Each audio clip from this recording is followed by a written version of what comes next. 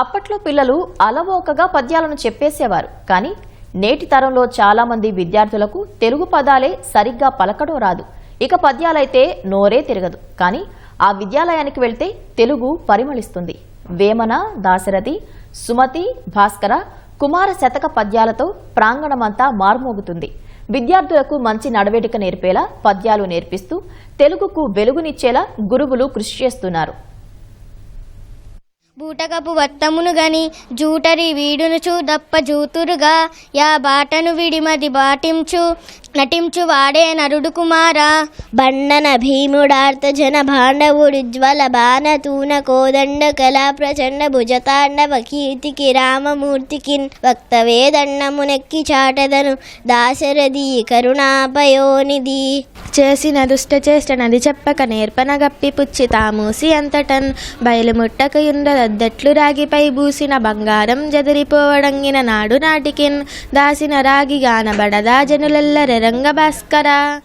విన్నారుగా, ఈ పిల్లలు గుక్క తిప్పుకోకుండా అనర్గళంగా తెలుగు పద్యాలను ఎలా వల్లెవేస్తున్నారు. తెలుగు భాషకు మాత్రమే సొంతమైన పద్యాలను మాతృభాషలోని మాధుర్యాన్ని చాటి చెప్పేలా పాడుతున్నారు. శతక పద్యాలకు ఆదరణ తగ్గుతున్న నేటి ఆధునిక యుగంలో వాటికి పునర్వైభవం తీసుకొచ్చేలా విజయవాడలోని లిటిల్ బ్రెయిన్స్ స్కూల్ కృషి చేస్తోంది. పాఠశాల యాజమాన్యం తెలుగు భాషకు పెద్దపీట వేస్తోంది. మాతృభాష ఔన్నత్యాన్ని పిల్లలకు చెప్పేలా ఉపాధ్యాయులు ప్రత్యేక శ్రద్ధ తీసుకున్నారు. శతక పద్యాలు నేర్పిస్తూ విద్యార్థులను ఆలోచింపజేస్తున్నారు. పద్యాలు కంఠస్థం పెట్టేశాం, పనైపోయిందిలే అని విద్యార్థులు అనుకోకుండా వాటి తాత్పర్యాన్ని కూడా నేర్చుకుని ఔరా అనిపిస్తున్నారు.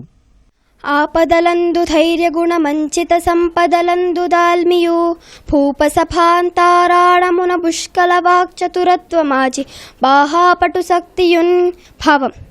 ఆపదలు వచ్చినప్పుడు ధైర్యగుణం, ఐశ్వర్యం వచ్చినప్పుడు మంచితనం, రాజసభలో వాక్పాటవం, యుద్ధంలో శౌర్యం చూపటం, కీర్తి యందాశక్తి, విద్యార్జన యందు మికుటమైన కోరిక, ఈ గుణాలన్నీ సజ్జనులకు సహజ సిద్ధమైన గుణాలు. బ్రతికి నన్నాళ్ళుని భజనలు తప్పను గాని మరణకాలమునందు మరుదునేమో ఆవేళ యమదూతలాగ్రహంబున వచ్చి ప్రాణములు పికలించి పట్టుకున్నప్పుడు కఫవాత పైత్యములు గప్పగా భ్రమచీత గంపముద్భవమంది కష్టపడుచు నా జీవతో నిన్ను నారాయణాయ అంచు బిలుతునో శ్రమచేత బిలువలేను. దీని భావం ఏంటంటే, నేను నీ నామాన్ని ఎప్పుడు జపిస్తూ ఉంటాను, తర్వాత నేను బ్రతికి ఉంటానో లేదో తెలీదు, అందుకనే నేను ఎప్పటి నుంచే నేను నీ నామ భజనని చేస్తూ ఉంటాను. గురువుల సహకారంతో పద్యాలపై మంచి పట్టు సాధించారు విద్యార్థులు. ఎక్కడ పోటీలు జరిగినా పాల్గొని ప్రతిభ కనబరుస్తున్నారు. పద్య పఠనంతో ఎన్నో ప్రయోజనాలున్నాయంటున్నారు. చాలామంది ఈ కాలంలో ఇంగ్లీష్ మీడియం ద్వారా తెలుగును మర్చిపోతున్నారు. ఈ పద్యాల్ని చదవడం వల్ల మనం తెలుగు యొక్క గొప్పతనాన్ని మళ్ళీ గుర్తు తెచ్చుకోవచ్చు. తెలుగు పద్యాల ద్వారా మనకి నీతి, మనం ఆపదలో ఉన్నప్పుడు చాలా ఉపయోగపడతాయి. శతకం అంటే 100 పైగా పద్యాలు ఉన్నదాన్ని రచనను శతకం అంటారు. దీంట్లో ఏ పద్యానికి దానికి స్వతంత్ర భావం ఉంటుంది. ఇది మనిషికి నీతులు, భావం, సమాజంలో ఎలా నడవాలి అనేవి చెబుతుంది. ఇవి మనిషి కష్ట సమయాల్లో ఎలా ఉండాలి, సమయస్ఫూర్తిగా ఎలా ఉండాలి, కాలాన్ని ఎలా వృధా చేయకుండా ఉండాలి, అవన్నీ చెబుతుంది. అజ్ఞానులను విజ్ఞానులుగా తీర్చిదిద్దడంలో శతక పద్యాల పాత్ర కీలకమని టీచర్లు అంటున్నారు. నేటి తరానికి తెలుగు శతక పద్యాల గురించి తెలియజేయాలనే ఉద్దేశంతో ఈ కార్యక్రమం రూపొందించినట్లు తెలిపారు. క్లిష్ట పరిస్థితుల్లోనూ సమయస్ఫూర్తితో వ్యవహరించేలా పద్యాలు దోహదపడతాయంటున్నారు.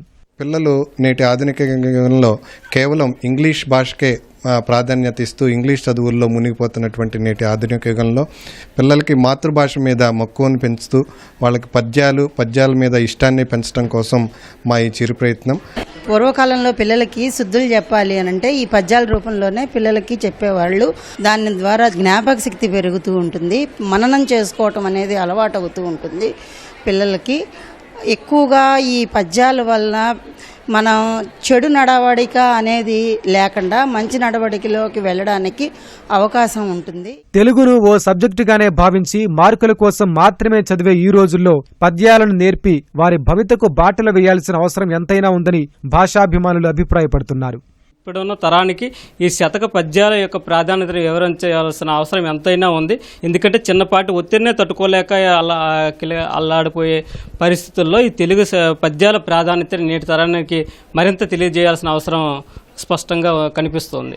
కేర్మెంట్ సోమేష్తో కనకారావు, ఈటీవీ న్యూస్, విజయవాడ నుంచి.